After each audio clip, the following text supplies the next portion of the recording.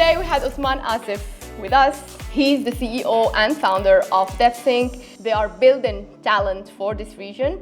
They've been in the US and now they are expanding to the MENA region.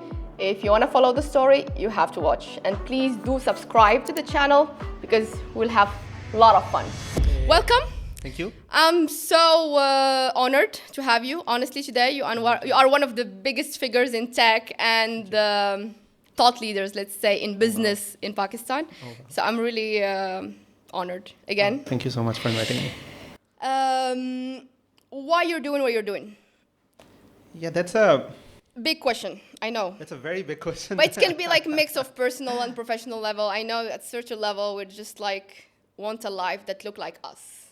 Yeah, I think, and there is no right answer for this, but I think when it comes to it, everyone is trying to find some meaning in whatever they are doing, right? So, but after the age of, let's say, 30, 35, you realize that everything that you're doing is sort of like meaningless, right? So you do understand that there is some game that I'm playing and it's not, and the only three things... It's not my game.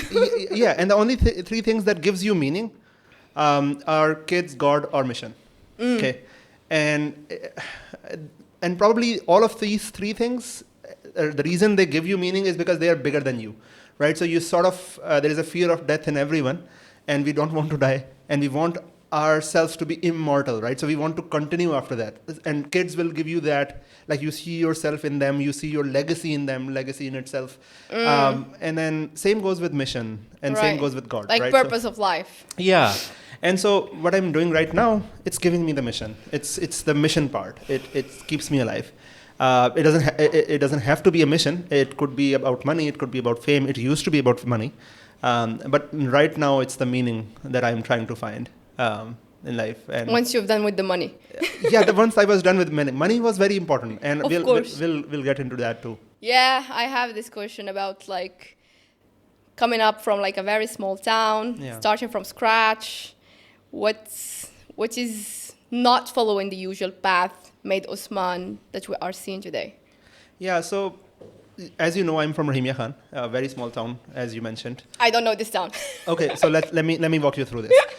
So I was in Rahim Yar Khan. I never went out of Rahim Yar Khan, and so my mother was a school teacher. What is the closest biggest city? So it's also because this Bahawalpur.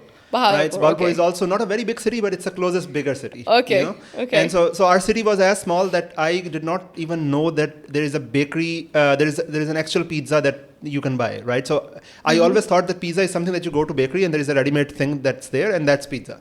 When I came to Lahore, I realized there is pizza parlors, right? So you can go and actually have baked pizza, and pizza is an amazing thing, right? So and in Rahim Yar Khan, there was like 2-3 banks, 1-2 mobiling centers.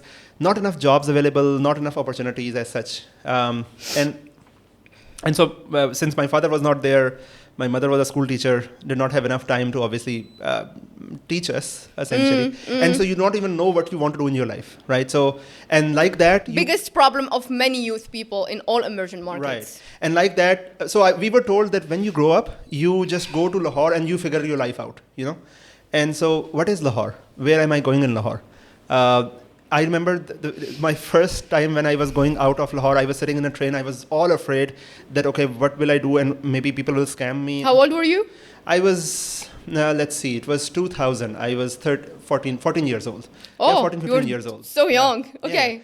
So, and I was actually 16 years old, right? FSC 16 years, right? Yeah, 16 years old.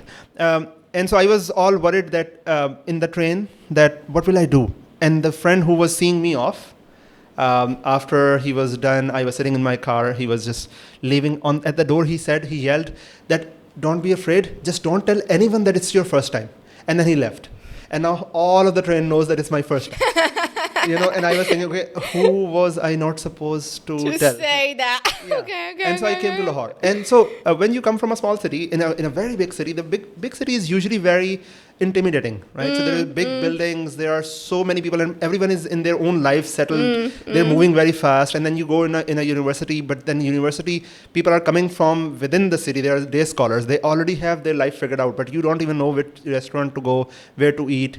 And so I've never been... How to move around. Yeah, how to move around, right? So, and who to live with. So I got an admission in FAST. And I applied everywhere. I did not know which degree program to end up with, but then I applied everywhere. And then I got admission in telecom and computer science, right? So telecom at that time was a bigger thing. Like every Telenor and Moblink and this and that, the telecom operators was coming in. Yeah. There were so many jobs versus computer science was going down because of 9/11. Not enough work was coming to Pakistan. Right? So, and everyone was saying that telecom is the thing. I got admission. I had an option to choose this or that. But I did not know any of them. I did not know computer science.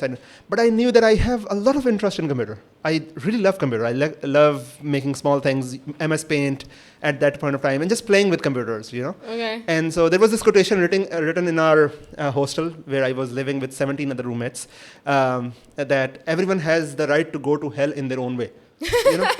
And that was a random quotation. And it just hit me, and I was like, okay, even if I'm going to hell, I have the right to choose my own path. Of course. Let's just pick computer science because I really love it. And so I asked somebody that how do you know if you are a computer scientist or not? They were like, okay, write your first program. And I wrote my first program. And then Hello World, it printed. And then you sort of had this godly feeling that, okay, you created something, even if it's a hello world, but you created it. Yeah. And so that's how I ended up in computer science. And then that was, in hindsight, probably was the best decision that could have happened. It probably was made up of luck. How did these experiences, because it's like a wild stories for youngsters right now, because they are very exposed to social media. So even if someone coming from like a small city, coming to a big city, or even going to New York, he will figure it out. Yeah. Unlike that time. How did these experiences maybe shape the way you run your companies today? Yeah, it made me very sensitive. It made me, the company that we built, we focused very much on the first day experience. The new guy who now will walk into DevSinc should not feel intimidated, right? So should not Don't say it's your first day.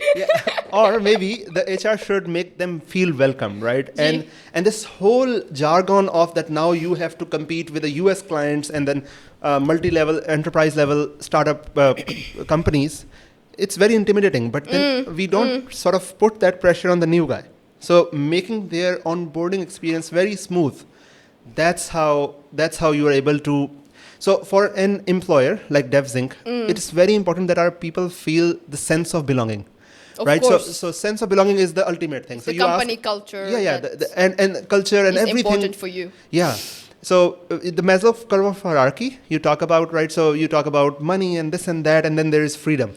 When it comes to the Maslow, the Maslow curve, and when it comes to companies, the Maslow curve of hierarchy comes down to everything with culture and this and that comes down to belongings sense of belonging. And freedom. Yeah, there's a belonging. Your people feel belonged or not, and it's directly proportional to how you made them feel in their first 3 months. So how do you create these belongings as fast as possible, especially in technical jobs? It's not that easy.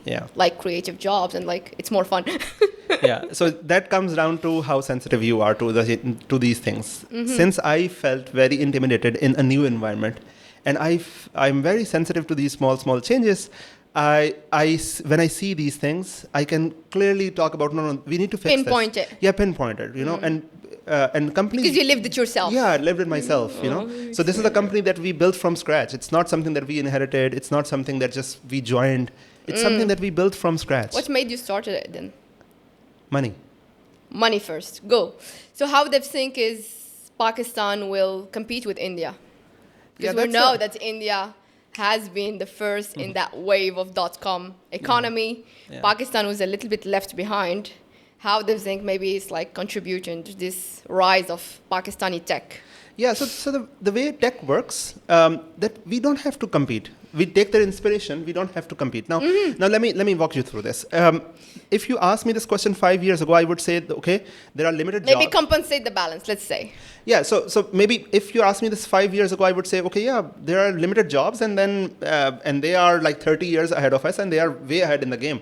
But now it's AI. Now it's data science, cybersecurity. These are new fields. You cannot find 30 years old AI programmers. You know? You cannot find professors that have been working in AI for like like years. Okay. So it's a plain ground Version now. fields. Yeah, it's a plain ground now. Right. Everyone is competing for the same role, and the market has expanded a lot. Right. Right. So market has been expanding. Now it's expanded a lot. There is a lot of room for everyone.